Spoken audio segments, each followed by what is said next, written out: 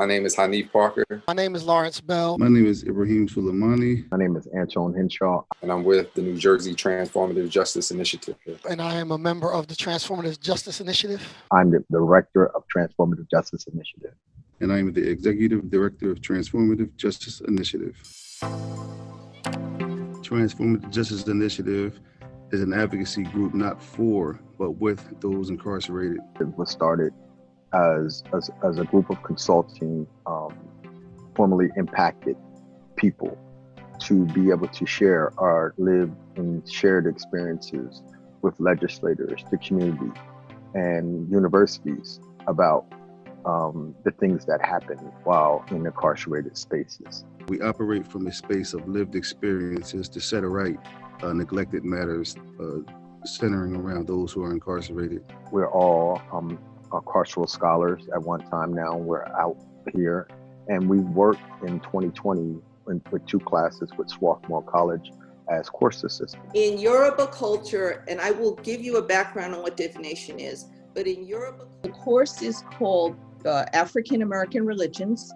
It is a course that, as a historian of religions, I wanted to teach a course that would provide the history and background of the varieties of religious experiences and traditions of African American people. These New Jersey scholar students were really generous in that as teachers. These students really balanced being students and being teachers and sharing their experiences. We had different insights and different points of views and different methodologies that these students are bringing to bear in looking at historical documents. It forced all of us to think about learning in a different way. Does anybody have any thoughts on the first question about what happens when the sacred becomes secular? So in the class, I think I can kind of consider myself like a co-student or a collaborative learner with the rest of the students, because I kind of gained as much from them as I hope that they gained from me. And the thing that I would say that I contributed is my lived experience of having went through 30 years of the carceral space. But also I think it's because we tend to be a little bit older than the average students. I think there's a different maturity level of understanding. My interest in participating in this is kind of stemmed in the idea of helping to shape and inform our future leaders.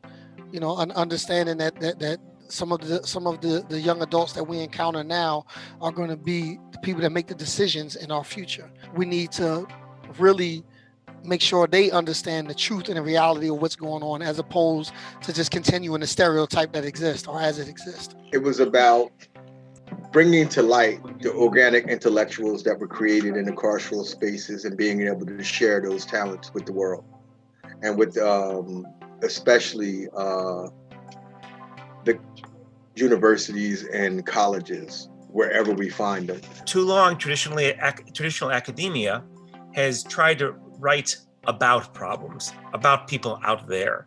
Really, we ought to be talking about problems with others, not writing about them, but with them.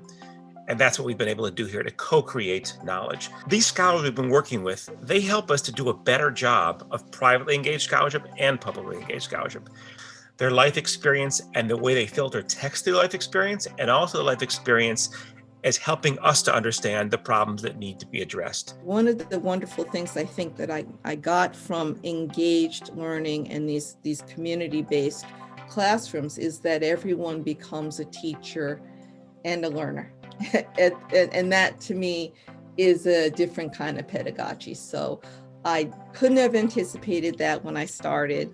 It was tremendous for me to take part in that. And I would really love to do this again in the future. I think opportunities like this should be plentiful. Where else could we have this conversation but in a class like Swarthmore?